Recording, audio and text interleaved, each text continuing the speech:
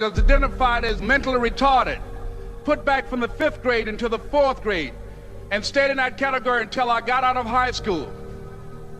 I don't have any college training, but I met a high school teacher who one day changed my life. I was waiting on another student, and when he came in, he said to me, "Young man, go to the board and write what I'm about to tell you." And I said, I can't do that, sir. He said, "Why not?" I said, "I'm not one of your students." He said, "It doesn't matter, follow my directions now." I said, "I can't do that, sir." He said, "Why not?" I said, "Because I'm educable mentally retarded." And he came from behind his desk and he looked at me. He said, "Don't ever say that again. Someone's opinion of you does not have to become your reality." And as he talked, my heart began to beat fast. Tears began to run down my eyes, and I was in the back just listening to him, because the speech he was giving, that speech was for me. And he said, "Les Brown," he said, "if you want to do anything worthwhile in life, you've got to be hungry." I told Mr. Washington I wanted to become a disc jockey. And so I started working to develop myself. He said, "I want you to practice every day being a disc jockey." I said, "But I don't have any job now." He said, "It doesn't matter." He said that it's better to be prepared for an opportunity and not have one than to have an opportunity and not be prepared. And as I was working to develop myself, I applied for a job as a disc jockey, WMB, on Miami Beach. I went to a guy named Milton Butterball. I said, "How you doing, Mr. Butterball? I'd like to get a job as a disc jockey." He looked at me, he said, "You have any broadcast background?" I said, "No, sir, I don't." "You have any journalism background?" I said, "No, sir, I don't." He said, "We don't have any jobs available." I said, "Yes, sir."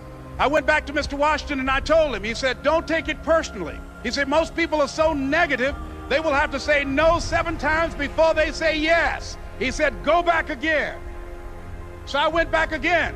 I said, "How you doing, Mr. Butterball? My name is Les Brown." He said, "I know what your name is. What do you want?" I said, "I'd like to know whether or not you have any jobs as a disc jockey, sir." He said, "Didn't I just tell you yesterday we didn't have any jobs?" I said, "Yes, sir, but I know whether or not somebody got laid off or somebody was fired, sir." He said, "No one was laid off or fired. Now get on out of here." I came back the next day like I was seeing him for the first time. I said, "Hello, Mr. Butterball, how are you?" He looked at me with rage. He said, "Go get me some coffee." I said, "Yes, sir." And I went to get him some coffee. After a while, I would get their lunch and dinner, and I would go in the control rooms and take the disc jockeys their food, and I would not leave until they would ask me to leave. One Saturday afternoon, while I was at the radio station, a guy named Rock was drinking while he was on the air. I was the only one there, looking at him through the control room windows, walking back and forth, young, ready, and hungry. Pretty soon the phone rang, and it was the general manager. And I answered the phone. I said, "Hello?" He said, "Les, this is Mr. Klein." I said, "I know." He said, "Rock can't finish his program." I said, "I know." He said, "Would you call one of the other DJs in?" I said, "Yes, sir." I hung the phone up. I said, "Now he must think I'm crazy." I called my mom and my girlfriend, Cassandra. I said, "Y'all turn up the radio and come out on the front porch. I'm about to come on the air." I waited for about 20 minutes, and I called him back. I said, "Mr. Klein, I can't find nobody." He said, "Young boy, do you know how to work the controls?" I said, "Yes, sir." He said, "Go in there and don't say nothing here." I said, "Yes, sir." I couldn't wait to get behind those controls. I put on an old Stevie Wonder record called Fingertips. I sat down behind that turntable. I said, "Look out, this is me, LB Triple P, Les Brown, your platter playing papa. There were none before me, and there will be none after me. Therefore, that makes me the one and only. Young and single and love to mingle, certified, bona fide, indubitably qualified to bring you satisfaction, a whole lot of action. Look out, baby, I'm your love man." I was hungry. I was hungry. You got to be hungry. Begin to know that you have greatness within you.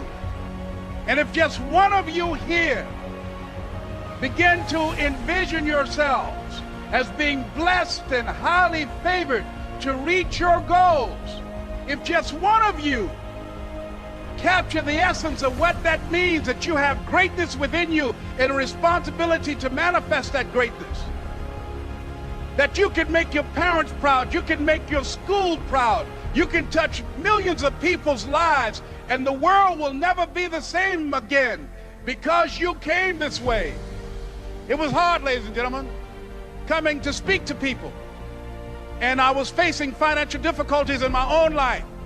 I was behind on my bills and my dreams, and I'm saying to them, you can live your dream. It was hard, ladies and gentlemen. It was very difficult to pick myself up each day believing that I could do it. There were times that I doubted myself. I used to ask myself, can I do this? And something said within me, you're the one. Don't give up on your dream. By continuing to push forward, by continuing to run toward my dream, that one day I would have my own talk show. It's a long shot, ladies and gentlemen, from Liberty City, an abandoned building on a floor, never knowing my mother or father. It's a long shot. Being here with you today in this dome in Atlanta, it's a long shot. No college training, labeled educable, mentally retarded, but I kept running toward my dream. Don't stop.